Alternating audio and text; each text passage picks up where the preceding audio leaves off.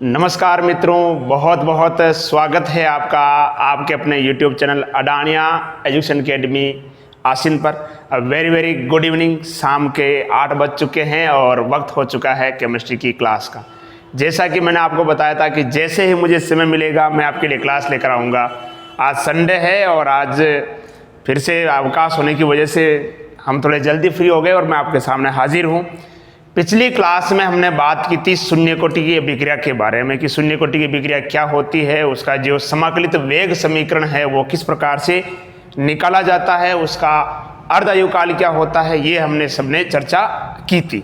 ठीक है। और मैंने ये भी बताया था कि सबसे इम्पोर्टेंट जो है वो है आपके प्रथम कोटि की अभिक्रिया। सबसे ज़्यादा क्वेश्चन जो है आपके प्रथम कोटि की अभिक्रिया से ही पूछे जाते हैं। और मैंने ये भी बताया था कि आपका जो कोर्स है आप निश्चिंत रहिए, दिसंबर तक मैं बार बार कह रहा हूँ कि आपका कोर्स जो है वो कंप्लीट मैं करवा दूंगा। क्यों आप कहोगे सर कैसे कराओगे, अभी तो 4th लेसन चल रहा है। देखिए 1 से 3 तक तो मैंने कंटिन्यू करवाए थे, उसके बाद 10वां और 11वां यानी 5 चैप्टर तो आपके हो चुके हैं, 6ठा चैप्टर ये चल रहा है। इसके अलावा मैंने पहले कहा था कि बहुत सारे जो वीडियो है हमारे पास ऑलरेडी रिकॉर्डेड पड़े हैं, कुछ नहीं करना है, हमें उनको अपलोड करना है। ठीक है, तो वो भी हम कर देंगे, कोई चिंता वाली बात नहीं। जब हमें लगेगा कि अब हम ज़्यादा बिजी हैं उस वक्त हम वो वीडियो अपलोड करना शुरू कर देंगे। लेकिन अभी हमें समय मिल रहा है तो इसके हिसाब से हम क्लासेज जो हैं वो रेगुलर रिकॉर्ड कर रहे हैं और आपके लिए अवेलेबल हो रही है। ठीक है, चलिए आज हम बात करेंगे प्रथम कोटि की अभिक्रिया के बारे में कि प्रथम कोटि की अभिक्रिया क्या होती है, उसका जो समाकलित वेग समीकरण है वो किस प्रकार से ज्ञात करते हैं। देखिए शून्य कोटि की अभिक्रिया के बारे में अपन ने बात की थी कि ऐसी अभिक्रिया जिसका जो वेग है वो अभिकारक की सांद्रता पर निर्भर नहीं करता है, उसे अपन क्या कहते हैं, शून्य कोटि की अभिक्रिया कहते हैं। या यूं कह सकते हैं कि यदि अभिकारक जो है उसकी सांद्रता के घातों का योग 0 हो तो उसे हम क्या कहते हैं, शून्य कोटि की अभिक्रिया यानी 0 ऑर्डर रिएक्शन कहते हैं। आज हम बात करेंगे प्रथम कोटि की अभिक्रिया के बारे में। किसके बारे में? प्रथम कोटि की अभिक्रिया। प्रथम कोटि अभिक्रिया, फर्स्ट ऑर्डर रिएक्शन। 2 कोटियां ही आपके मुख्य रूप से दे रखी है डेरिवेशन के हिसाब से। एक तो प्रथम कोटि की अभिक्रिया दे रखी है और एक दे रखी है आपके शून्य कोटि की अभिक्रिया। छद्म कोटि की अभिक्रिया भी दी हुई है लेकिन उसका जो डेरिवेशन है ना वो आपके नहीं दे रखा है ना। प्रथम कोटि की अभिक्रिया देखिए, इसके लिए समाकलित वेग समीकरण किस प्रकार से प्राप्त करते हैं उसके बारे में सबसे पहले हम चर्चा करते हैं। प्रथम कोटि की अभिक्रिया कहेंगे किसे? ऐसी अभिक्रिया जिसमें अभिकारक की सांद्रता के घातों का योग कितना हो, 1 हो, उसे हम क्या कहते हैं, प्रथम कोटि की अभिक्रिया कहते हैं। चलिए इसके लिए अपन समाकलित वेग समीकरण निकालते। कैसे निकालेंगे देखिए, उसी तरीके से ध्यान से देखिए, बिल्कुल मैं कंप्लीटली व्यवस्थित तरीके से समझाता जा रहा हूं, आपका बस ध्यान बोर्ड पे होना चाहिए। बिल्कुल मैं आपको स्क्रीनशॉट लेने का समय दूंगा, है ना। आप पहले इसको समझिए पूरे से। जैसे मैं कोई एक अभिक्रिया लिख रहा हूं, आपके पास कोई पदार्थ है ए और ये बना रहा है, प्रोडक्ट बना रहा है। क्या बना रहा है? प्रोडक्ट।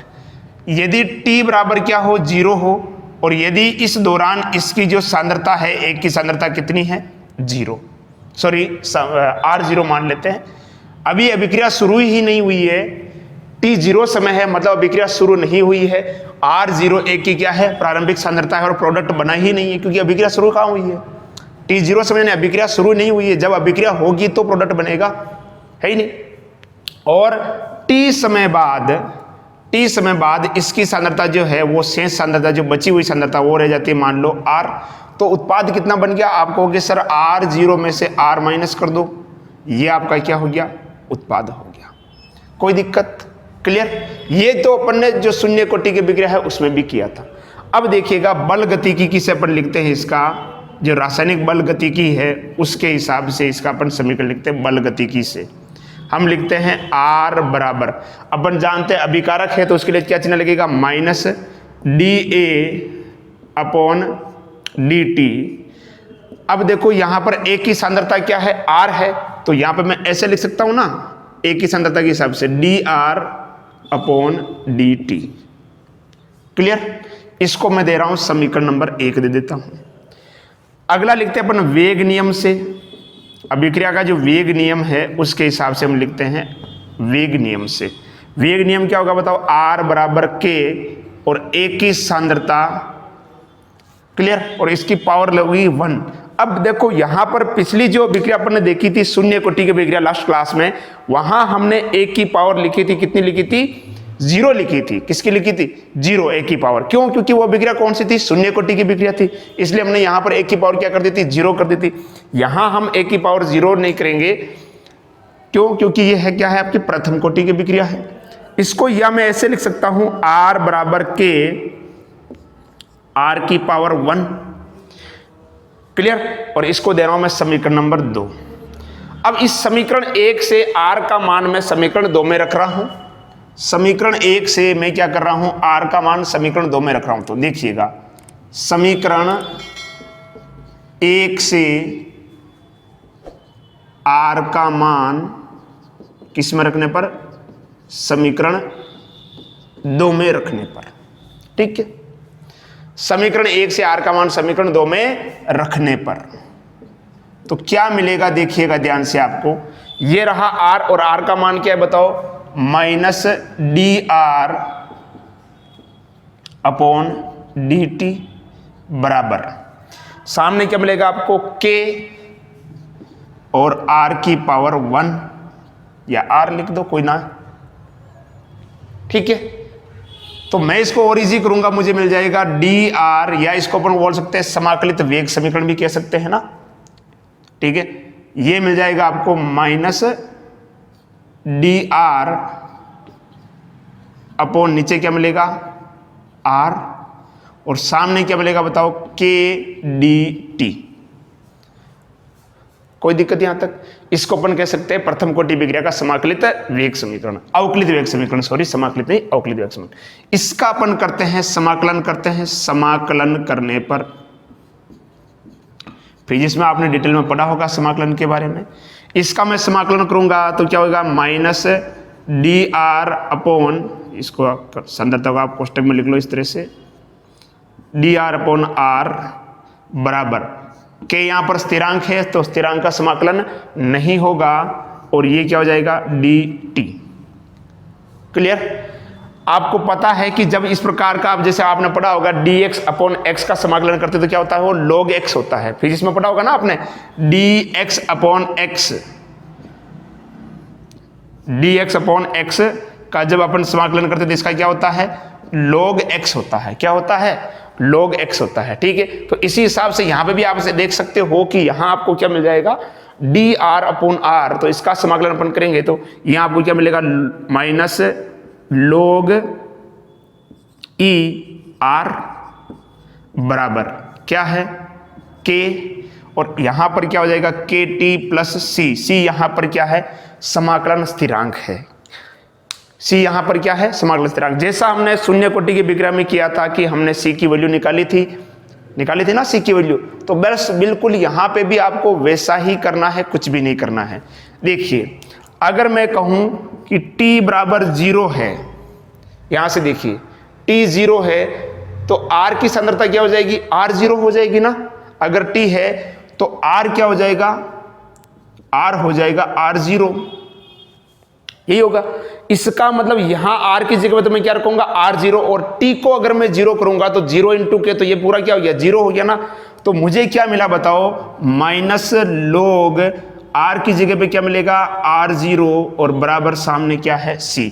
इस c का मान आप रख दो यहां पर, इस c की वैल्यू जो है मैं यहां रख दूंगा, तो क्या मिलेगा? देखिए मुझे, माइनस log r बराबर kt, ठीक है। और c की जगह पे क्या रख दूंगा मैं? Minus log r0। क्या रख दूंगा? माइनस log r0, ठीक है।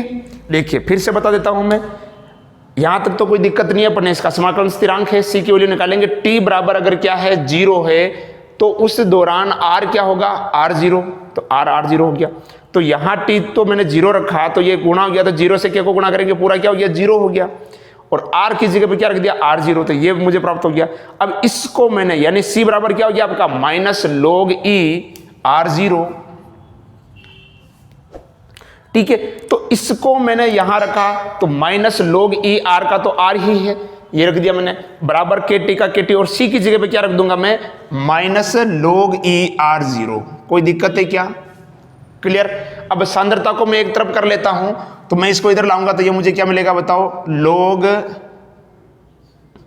R0 माइनस, ये log E ले लेते हैं, log ER बराबर के टी। कोई दिक्कत है क्या? Clear, complete. अब आपने पढ़ा होगा इस log के बारे में भी कि log a माइनस बी, एक फॉर्मूला आपने पढ़ा होगा log को लेकर, log a minus log b। इसको हम कैसे लिख सकते हैं? इसको हम लिख सकते हैं log a अपॉन b लिख सकते हैं, है ना। log a माइनस बी को हम कैसे लिख सकते हैं? log a अपॉन b लिख सकते हैं। तो यहां पे भी आप देख सकते हो log a minus log b, इस तरह का कुछ फॉर्मूला बन रहा है। तो a की जगह पे तो हो गया आपका log R0 और b की जगह पे क्या हो गया log R। तो इसको मैं यहां लिखूंगा तो मुझे क्या मिलेगा, देखिएगा कुछ, मुझे ये कुछ इस प्रकार से मिल जाएगा, log E R0 upon R बराबर के टी। ये मिल जाएगा, यही मिलेगा ना, ठीक है। अब मैं अगर इसको k के रूप में लिखूंगा तो k बराबर क्या हो जाएगा बताओ, 1 upon T log E R0 upon R। यही तो मिलेगा आपको। ये सांद्रता है तो इसको बड़े कोष्टक में लिख देते हैं इस तरह से, ये लो, है ना, सांद्रता को। कोई दिक्कत? अब देखो ये log E है, जब इस log E को जब अपन क्या करते हैं log 10 में बदलते हैं, log E को जब हम क्या करते हैं log 10 में बदलते हैं, तो आपको ही पता है क्या करते हैं, 2.303 से क्या करते हैं, गुणा करते हैं। तो log E को log 10 में बदलने पर, जब log E को अपन किस में बदलेंगे, log 10 में बदलेंगे, तो अपन क्या करते हैं 2.303 से गुणा करते, तो ये क्या हो जाएगा, k बराबर 2.303, नीचे क्या आएगा t, और ये हो जाएगा आपका log 10 बेस पे R0 अपॉन R। ठीक है, तो ये हो गया आपके प्रथम कोटि विक्रिया का समाकलित वेग समीकरण। ये भी समाकलित वेग समीकरण है और ये भी समाकलित वेग समीकरण है। बस इसमें थोड़ा सा अंतर है कि इसमें log E में रख रखा है और इसमें किसमें रख रखा है, अपन ने log 10 में इसको अपन ने किया है। क्लियर, ठीक है। तो आप इसका एक बार फटाफट स्क्रीनशॉट ले लो। अब देखो कि यहां आपको ग्राफ भी दिए हुए हैं आपके किताब के अंदर कुछ, जैसे हमने पिछली क्लास में शून्य कोटि की विक्रिया है उसके लिए भी हमने कुछ ग्राफ बनाए, तो यहाँ पे भी आपके कुछ ग्राफ दिए हैं। तो आपको ग्राफ के लिए जरूरत पड़ेगी, एक तो इस समीकरण की पड़ेगी, है ना, और एक इस समीकरण की आपको ग्राफ के लिए आवश्यकता पड़ेगी। तो इन दोनों समीकरण का उपयोग करते हुए अपन अभी कुछ ग्राफ जो है वो प्लॉट करेंगे। ठीक है, आप इससे पहले इसका फटाफट स्क्रीनशॉट ले लो, फिर अपन आगे बढ़ते हैं। बहुत ही इजी टॉपिक है और बहुत ही इंपॉर्टेंट है। ये मान के चलिए कि प्रथम कोटि की विक्रिया का प्रश्न तो आपके आएगा ही आएगा, 100% पूछा जाएगा प्रथम कोटि विक्रिया का क्वेश्चन तो आपके, है ना। तो आप इसका फटाफट स्क्रीनशॉट ले लो।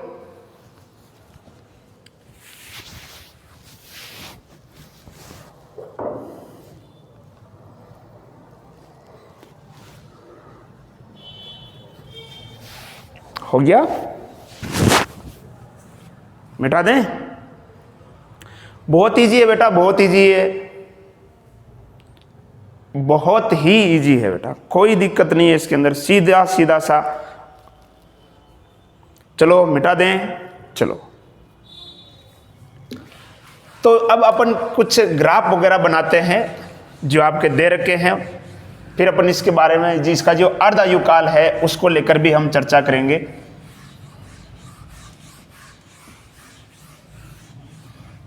ये जो दो रिएक्शन है, इसको दो रिएक्शन तो क्या, दो समीकरण है, इक्वेशन, रिएक्शन नहीं है, इक्वेशन।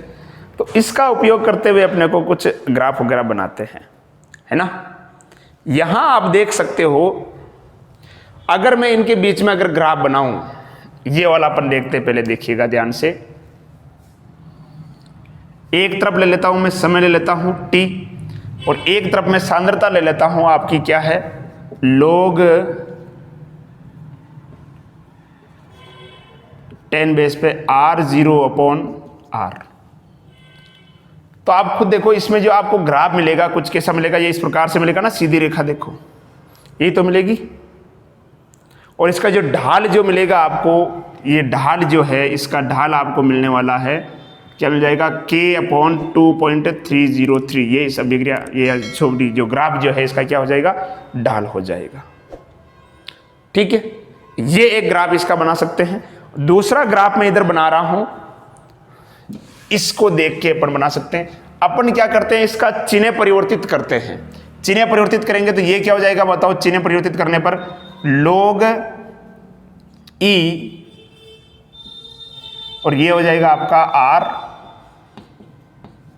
बराबर, ये क्या हो जाएगा -kt प्लस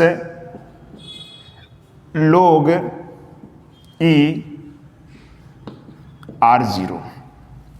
ठीक है, अब ये भी एक सरल रेखा समीकरण है। देखो कैसे, y बराबर mx प्लस c, जैसे अपन ने किया था कल, सेम वही का वही है। देखो इधर अपन ग्राफ बनाते हैं। देखो ये हो गया, x अक्ष पर आपके क्या मिल रहा है बताओ, t मिल रहा है, और y अक्ष पर आपका क्या है, y अक्ष पर आपका है log e r। y अक्ष पर क्या है, log e r है। अब देखिएगा k किसको बताता है, ढाल को बताता है। ढाल के आगे लिख रखा है माइनस का साइन लगा हुआ है, इसका मतलब इसका जो ढाल जो होगा वो कैसा होगा, ऋणात्मक होगा। ढाल जो इसका क्या होगा, ऋणात्मक, यानी k यहां पर क्या है, ढाल है, ऋणात्मक है ये। ठीक है, और ये log e r0 ये क्या है, इंटरसेप्ट यानी अंत्यखंड है। ये क्या है, अंत्यखंड। अब देखो अंत्यखंड को आप चाहो तो यहां भी लिख सकते हो, ये पूरा का पूरा अंत्यखंड ही तो है, ये यहां से यहां तक, और यहां भी लिख सकते हो। तुम्हारी किताब में यहां लिख रखा है तो मैं यहां लिख देता हूं, ये क्या है आपका log e r0। ये आपका क्या है, ये तो हो गया आपका ढाल, क्या हो गया, ढाल, और इसको अपन बोलते हैं अंत्यखंड। क्या बोलते हैं, अंत्यखंड, इंटरसेप्ट। तो ये दो ग्राफ जो है आपके किताब में दे रखे हैं, है ना, प्रथम कोटि विक्रिया को लेकर। ठीक है, फटाफट इसका स्क्रीनशॉट ले लो, बहुत ही इजी है। ग्राफ को देख कर भी कई बार क्वेश्चन आ जाता है कि ये कौन सी कोटि के ग्राफ हैं, है ना, तो आपको ध्यान में होना चाहिए ये ग्राफ के बारे में भी किस प्रकार के ये ग्राफ हैं। क्लियर, तो ये तो हो गया आपका ग्राफीय निरूपण हो गया। क्या हो गया, ग्राफीय निरूपण। अब अपन बात कर लेते हैं आपकी जो प्रथम कोटि की विक्रिया है इसके अर्ध आयुकाल के बारे में। प्रथम कोटि विक्रिया के अर्ध आयुकाल के बारे में, मिटा दे इसको। चलो, जो प्रथम कोटि की विक्रिया है इसका जो अर्ध आयुकाल है उसको लेकर बात कर लेते हैं, फिर अपन बात करेंगे इसके आपका क्वेश्चंस जो है किस प्रकार से पूछे जाते हैं। काफ़ी क्वेश्चन जो आपकी किताब में भी इसके अच्छे अच्छे दे रखे हैं, देखिएगा। प्रथम कोटि विक्रिया का अर्ध आयुकाल, हाफ लाइफ पीरियड, अर्ध आयुकाल। पहले प्रथम कोटि विक्रिया का मैं जो समाकलित वेग समीकरण है वो लिख देता हूं। अभी अपन ने देखा था क्या था, k बराबर 2.303 अपॉन नीचे क्या था t log 10 बेस पे क्या था आपके r0 अपॉन क्या था r, यही था ना। ठीक है, अपने को निकालना है अर्ध आयुकाल यानी टाइम निकालना है ना, तो मैं लिख देता हूं t बराबर क्या हो जाएगा 2.303, नीचे क्या आ जाएगा k log 10 बेस पे ऊपर क्या मिलेगा बताओ r0 और नीचे क्या मिल जाएगा आपको r। ठीक है, अब कह रहा है कि यदि t क्या हो, देखो अगर t आपका आधा हो ऐसे लिख सकते हो, या मैंने पहले बताया था t 0.5 लिख सकते हो, ये हो तो r कितना होगा बताओ, r होगा आपका r0/2, प्रारंभिक सांद्रता का आधा होगा। अगर समय आधा है तो r भी क्या हो जाएगा, प्रारंभिक सांद्रता का आधा हो जाएगा। कुछ नहीं करना है, इनको वैल्यू को यहां रख दो, तो t की जगह पे रख रहा हूं मैं t हाफ यानी t 1/2 बराबर, ये क्या है आपका 2.303 अपॉन नीचे क्या आएगा k का k आएगा, और log 10 बेस पे ऊपर क्या मिलेगा बताओ, ऊपर मिलेगा आपका r0 और नीचे मिला आपको क्या मिलेगा r0/2, ये मिलेगा ना। तो r0 से r0 क्या हो गया, कैंसिल हो गया, तो क्या बचेगा बताओ t हाफ बराबर 2.303 अपॉन k log 10 बेस पे 2, r0 से r0 तो कैंसिल हो गया। ठीक है, और देखिए log 10 बेस पे 2 का जो मान होता है वो होता है 0.3010, है ना। तो इसको आपको यहां रखना है। तो टी हाफ बराबर 2.303 इंटू 0.3010 अपॉन नीचे क्या आएगा के। जब हम इसको सोल्व करेंगे तो ये आपको मिलेगा टी हाफ बराबर 0.693 अपॉन के। ये हो गया आपका प्रथम कोटि विक्रिया का अर्ध आयु काल। प्रथम कोटि विक्रिया का अर्ध आयु काल। ठीक है, फटाफट इसका स्क्रीनशॉट ले लो। प्रथम कोटि विक्रिया का अर्ध आयु काल बहुत ही इजी है, पूरी अभिक्रिया बहुत ही इजी है और बहुत ही इंपॉर्टेंट है। ऐसा कोई वर्ष नहीं है जब इस अभिक्रिया को लेकर किसी प्रकार का प्रश्न जो है आपके नहीं पूछा गया हो। बोर्ड की बात कर रहा हूं मैं, ऐसा कोई ईयर नहीं है जब प्रथम कोटि विक्रिया को लेकर कोई क्वेश्चन नहीं पूछा गया हो। हर बार इससे संबंधित क्वेश्चन पूछे जाते रहे हैं, तो इसको आपको लेकर बिल्कुल ध्यान रखना है। ठीक है जी, मिटा दें। चलो अब कुछ क्वेश्चन जो आपके बुक में दे रखे हैं उसको लेकर मैं चर्चा कर लेता हूं। एक क्वेश्चन दे रखा है आपकी किताब में, क्वेश्चन मैं बोल रहा हूं, लिख नहीं रहा हूं बोर्ड के ऊपर। बेटर होगा कि आप किताब लेके बेटे, है ना। बाकी हमने कोई डिजिटल बोर्ड तो लगा नहीं रखा है ना। डिजिटल बोर्ड की जरूरत का है यार। देखो जिन आप बहुत सारों को देखते हो यूट्यूब पे, उन्होंने डिजिटल बोर्ड लगा, देखो यार वो ऑनलाइन कोर्स बेच रहे हैं, उनका व्यापार है और उनका मकसद है कि वो ऑनलाइन कोर्स बेचना, उनका पैसा कमाना है। हमारा ऐसा कोई मकसद नहीं है ना। हमारा तो वैसे ही ऑफलाइन में बेच चल रहे हैं, वैसे ही खूब बच्चे हैं यार, भगवान का दिया बहुत कुछ है ना। ऑफलाइन में खूब बच्चे हैं, यहाँ के जो लोग हैं उनका अच्छा सहयोग मिलता है हासिल के लोगों का, है ना। तो हमारा कोई ऑनलाइन में ऐसा कोई उद्देश्य नहीं है कि हम कोई मतलब पैसे कमाने का, ऐसा कोई, देखो सब कुछ फ्री हमने अवेलेबल करवा रखा है। चाहे आपकी क्लासेस वगैरह हो, नोट्स वगैरह हो, सब कुछ हमने फ्री अवेलेबल करवा रखा है ना। तो इसलिए हमने ये इसमें कोई फालतू का कोई खर्चा नहीं करते हैं। डिजिटल बोर्ड वगैरह जिसमें 1-1.5 लाख की तो कॉस्ट होती है डिजिटल बोर्ड की, है ना। पूरा वो रूम डिजिटल करो, लेकिन ज़रूरत पड़ेगी अगर कहीं मान लो भविष्य में, तो अगर ऐसा कुछ लगा, भले क्लासें हम फ्री में अवेलेबल कराएंगे, ऐसी बात नहीं है कि मतलब वो कॉस्ट हो जाएगी, ऐसा कुछ नहीं है, फ्री में होगी, है ना। लेकिन अगर हमें महसूस हुआ तो हम भी एक डिजिटल बोर्ड का प्लान तो हमने भी कर रखा है, डिजिटल क्लासरूम का प्लान तो चल रहा है, उस पर काम भी थोड़ा स्टार्ट कर दिया है ना। तो उसमें थोड़ा ये फायदा होगा कि आपके जैसे ऑब्जेक्टिव टाइप के क्वेश्चंस वगैरह है, जो पुराने क्वेश्चंस वगैरह है, तो जब एग्जाम के टाइम पे, है ना, अभी तो चलो ठीक है कोई दिक्कत नहीं, एग्जाम के टाइम पे जब स्पेशल क्लासेस की जब आवश्यकता पड़ती है कि एक ही होता है ना वन शॉट वीडियो, यानी एक ही वीडियो के अंदर पूरे की पूरा जो चैप्टर है वो कंप्लीट करवाया जाए, तो उसमें थोड़ी उस बोर्ड की आवश्यकता पड़ती है, क्योंकि लिखने में थोड़ा समय लग जाता है और उसमें फिर समय लगता है तो फिर वीडियो भी ज़्यादा लंबा हो जाता है। कोशिश ये रहती है कि 1-1.5 घंटे के अंदर पूरा चैप्टर कंप्लीट करवाना है। तो फिर डिजिटल बोर्ड में फ़ायदा ये रहता है कि ऑलरेडी PDF जो है वो उसके ऊपर शो हो जाती है और डायरेक्ट अपने को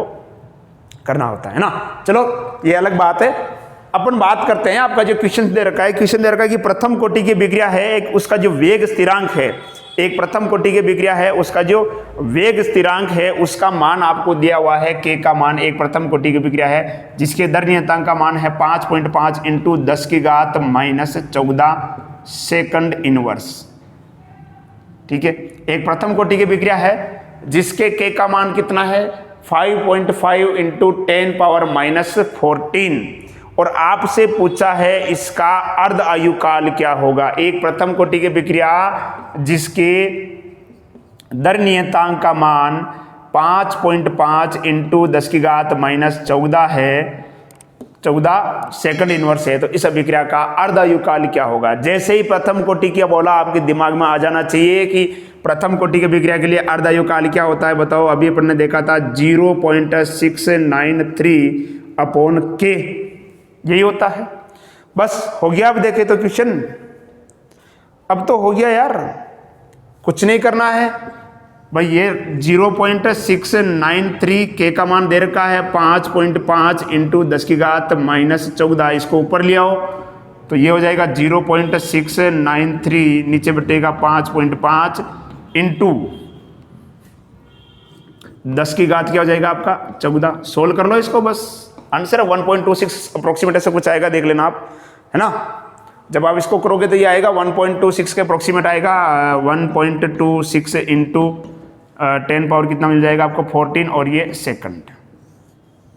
सर हमें कैसे पता चलेगा कि ये सेकंड है, 1 मिनट है? यहां से पता चलेगा बेटा, ये के की जो इकाई है ना, के की इकाई से आपको पता चलेगा, के की इकाई से कि भी ये क्या कैसे क्या आपको लेना है। ठीक है, क्लियर? चलो और भी क्वेश्चंस आपके दे रखे हैं, मिटा दें, फटाफट स्क्रीनशॉट ले लो, आपको वैसे किताब में दे रखा, कोई दिक्कत नहीं है।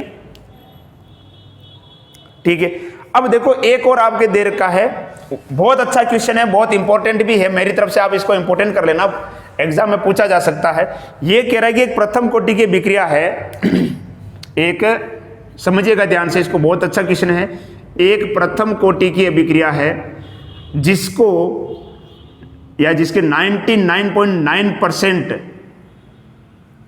एक प्रथम कोटि की विक्रिया जिसको 99.9% पूर्ण होने में लगा समय, एक प्रथम कोटि की विक्रिया है जिसको 99.9% पूर्ण होने में लगा समय जो है वो उसके अर्ध आयु काल का 10 गुना होता है, ये आपको सिद्ध करना है। अर्ध आयु काल का 10 गुना होता है। सिद्ध कीजिए कि एक प्रथम कोटि विक्रिया को 99.9% पूर्ण होने में लगा समय अर्ध आयु काल का 10 गुना होता है। फिर बोल रहा हूं, सिद्ध कीजिए कि एक प्रथम कोटि विक्रिया की 99.9% को पूर्ण होने में लगा समय उसके अर्ध आयु काल का 10 गुना होता है। चलो कैसे करेंगे, देखिए आपके पास फॉर्मूला था, क्या था, के बराबर, इधर देखिएगा ध्यान से, अब के बराबर 2.303 अपॉन क्या था नीचे टी, और log 10 बेस पे r0 नीचे क्या था r। अपने को निकालना है टी चाहिए ना, तो क्या मिल जाएगा 2.303 अपॉन के, और ये मिलेगा आपको log 10 बेस पे r0 अपॉन r। अब आपको सांद्रता देने रखी है, मान लेते हैं कि आपकी जो प्रारंभिक सांद्रता है, प्रारंभिक सांद्रता कौन सी है, r, मान लेते हैं कि r0 बराबर आपकी क्या है, 100 है, प्रारंभिक सांद्रता है है ना। ये कह रहा है कि 99.9% अभिक्रिया हो चुकी है, यानी आपकी जो प्रारंभिक सांद्रता 100 आपने मानी है, इस 100 का 99.9% उत्पाद में बदल चुका है। तो बचा कितना है, जो बचेगा वो है r, वो कितना बचा, 0.1 बचा है ना। आपने माना कि जो अभिकारक है उसकी प्रारंभिक सांद्रता कितनी है, r0 कितनी है, 100 माना, और 100 का 99.9% तो उत्पाद में बदल चुका है, तो बचा कितना है, 0.1 ही तो बचा है। बस इन वैल्यू को यहां पुट कर दो, क्या हो जाएगा, t बराबर, ये मार्कर में इंक कम हो गया यार, 2.303 अपॉन के log 10 बेस पे, ऊपर क्या लिखूंगा मैं, 100, और नीचे क्या हो जाएगा 0.1, यही तो मिलेगा। ठीक है, अब देखिएगा, इसको मैं अगर ऊपर ले आऊंगा या ये 0 काट दो तो यहां पर क्या हो जाएगा, 1000 हो जाएगा। तो ये क्या मिल जाएगा बताओ, t बराबर 2.303 अपॉन के log 10 बेस पे, ये आपको 10 की घात 3, इसको ऐसे लिख सकते हैं ना अपन, 1000 तो 10 की घात 3, और अपन जानते हैं कि अगर आपको ऐसा कुछ लिख रखा है कि मान लो log a की पावर b है, तो पावर कहां जाती है, आगे आ जाती है, कहां जाती है, आगे। तो ये क्या हो जाएगा आपका, देखो t बराबर 2.303 अपॉन के इंटू ये 3, और ये आपको क्या मिलेगा इधर, log 10 बेस पे 10, और log 10 बेस पे 10 का मान कितना होता है, 1 होता है। log 10 बेस पे 10 का मान कितना होता है, 1 होता है। तो ये तो हो गया 1, और इसको भी इससे गुणा कर लेंगे तो ये आपको क्या मिलेगा बताओ, t बराबर, गुणा करेंगे तो क्या मिलेगा, 6.909 अपॉन नीचे क्या मिलेगा, k। ठीक है, ये तो आ गया आपका, इसका t आ गया। अब आपको सिद्ध करना है, तो क्या करेंगे अपन, t upon t half, t upon क्या करना है आपको, t हाफ करना है। t कितना आया बताओ, 6.909 नीचे के, और इसको अपन नीचे रखेंगे तो ये आपका कितना होता है बताओ, 0.693 अपॉन के, उधर ले जाएंगे तो क्या हो जाएगा आपका, ये 6.909 अपॉन के इंटू के अपॉन ये आपका क्या हो जाएगा, नीचे आ जाएगा आपका 0.693। कैसे के कैंसल, इसको सोल्व करेंगे, ये आएगा आपका लगभग 9.99 के आसपास आएगा, लगभग 10 गुना हो गया। यही आपको सिद्ध करना था, यही आपको क्या करना था, सिद्ध करना था। ठीक है, कि एक प्रथम कोटि की विक्रिया जिसके 99.9% पूर्ण होने में लगा समय उसके अर्ध आयु काल का क्या होता है, दुगना होता है। क्या होता है, दुगना होता है। यही हमको पढ़ना था इसके अंदर। ठीक है, तो ये तो एक मैंने पैटर्न बताया है आपको। अब कई बार ऐसा क्वेश्चन आपके, अगर आप किताब में देखोगे तो आपकी किताब में पीछे की तरफ कई क्वेश्चंस जो है इसके रिलेटेड दे रखे हैं, प्रथम कोटि विक्रिया को लेकर, है ना। तो उन क्वेश्चंस को आपको करना है, वहीं से आप कई क्वेश्चन जो है बनने वाले हैं। बहुत अच्छे अच्छे क्वेश्चन जो है इस प्रथम कोटि विक्रिया के जो है बनते हैं, बहुत ही अच्छे क्वेश्चन बनते हैं, बहुत अच्छे अच्छे क्वेश्चन, है ना। मिटा दें, चलो। अब देखो, जैसे यहां तो चलो अर्धायुकाल दे रखा था आपको, है ना, यहां तो आपको अर्धायुकाल दे रखा था, इसलिए अपन ने मतलब फॉर्मूला अपने को पता है। अर्धायुकाल को दे क्या रखा था, सॉरी, अर्धायुकाल के बारे में पूछा था और अपने को फॉर्मूला पता है। एक क्वेश्चन और आपकी किताब में अगर आप पीछे की तरफ देखो तो उसमें क्वेश्चन दे रखा कि कोई भी अभिक्रिया उसका 99% में लगा होने समय 90% पूर्ण लगा समय का क्या होता है, दुगना होता है। एक और दे रखा है आपके प्रथम कोटि विक्रिया के कि 99% पूर्ण होने में जो लगा समय जो है, अभिक्रिया दे रखी बता रहा हूं मैं, देखो केवल बता रहा हूं, पीछे आपकी क्वेश्चन दे रखा किताब में प्रथम कोटि की विक्रिया का, मैं करो तरीका बता रहा हूं, आप खुद करोगे तो देखो ज्यादा सीखोगे। नहीं आएगा तो फिर मैं हूं रे, अगर नहीं आएगा तो मैं हूं, मैं कराऊंगा, बिल्कुल नहीं आएगा तो।